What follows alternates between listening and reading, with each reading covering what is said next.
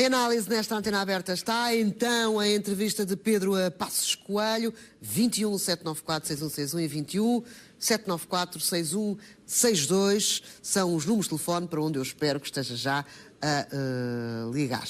Ricardo Jorge Pinto, olá, boa tarde, desta vez olá, aí boa tarde. Na Invicta. Como é que apreciaste esta entrevista? Foi uma entrevista num momento particularmente fácil para o Primeiro-Ministro. Fácil, em primeiro lugar, porque acabou de aprovar um Orçamento de Estado que, ao que ele próprio argumentou, é o Orçamento de Estado que considera ser o mais adequado para este último ano de legislatura, onde, apesar de reconhecer que não é um orçamento eleitoralista, na verdade lhe dá espaço para utilizar argumentos que são particularmente válidos e acha ele eficazes nesse mesmo ano eleitoral. Ele referiu o facto de que se tivesse introduzido uma descida de impostos, imediatamente haveria uma leitura de que ele estaria a tentar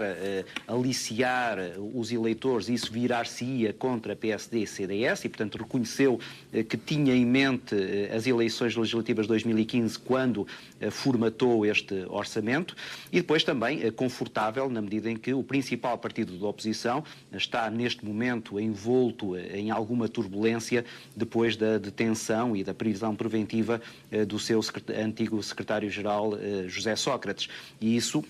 deu-lhe até margem para dizer que vai acompanhar com atenção e interesse o Congresso do PS, que vai decorrer este fim de semana,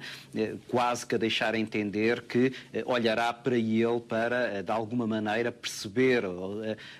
apalpar o pulso a um partido que, neste momento, estará mais vulnerável na tal oposição que poderia ser mais complicada com um secretário-geral acabado de eleger e com uma força acrescida para combater um governo cujos partidos que o apoiam estão perante essa encruzilhada de chegar a um ano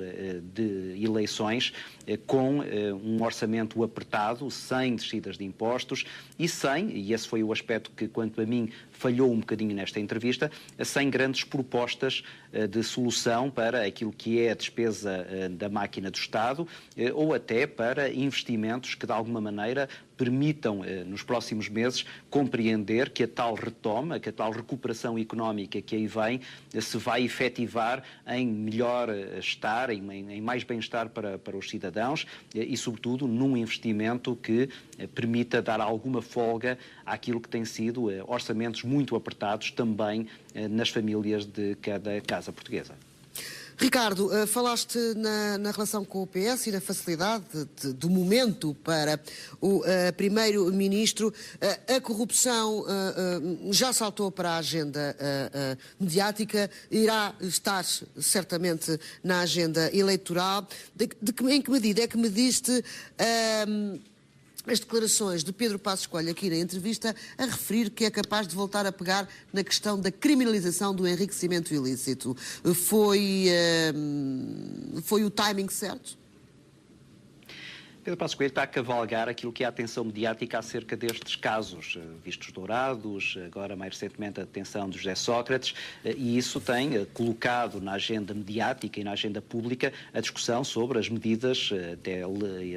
as medidas legais que devem ou não devem ser tomadas para impedir que casos de corrupção proliferem no nosso país ou para que haja um maior controle daquilo que é o regular funcionamento das instituições. Mas é um discurso que é entendível, isto é quase que estranho que os políticos não se associem a essa discussão e não participem com o seu próprio contributo, e o contributo que eles têm que dar é, desde logo, um contributo legislativo. São eles, no fundo, que pela presença na Assembleia da República podem legislar acerca desta matéria. Portanto, seria estranho que não houvesse aqui nenhuma referência a isso e que esse contributo não fosse dado, nomeadamente pelo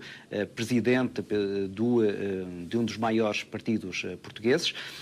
Mas é um discurso também perigoso. É um discurso perigoso porque, na verdade, aos olhos da opinião pública, esta corrupção, ou estas suspeitas de corrupção que agora começam a encher as páginas dos jornais e os noticiários televisivos e radiofónicos, são sobre toda a classe política. E eu penso que, se é natural normal que esta discussão à volta de novas leis, por exemplo, para combater ou para investigar melhor o enriquecimento ilícito, são discussões naturais. A verdade é que atingem todos. Eu penso que os partidos terão alguma dificuldade em, de forma séria e credível, dizerem aos eleitores que desta vez sim vão encontrar uma solução para combater a corrupção. Porque a verdade é que as pessoas já ouviram essa promessa, por exemplo, da boca de José Sócrates, em várias campanhas eleitorais, e veem esse mesmo líder partidário agora a braços com a justiça, exatamente debaixo dessas suspeitas de corrupção. E já ouviram da boca de figuras como Pedro Passos Coelho essa promessa de combate à corrupção, e depois veem um ministro do seu governo admitir-se porque tem relações próximas com alguém que está também debaixo dessa suspeita de corrupção. E, portanto, há aqui um enfraquecimento da posição dos partidos. Eu penso que estas matérias deveriam ser discutidas numa altura em que houvesse maior tranquilidade social relativamente a estas matérias.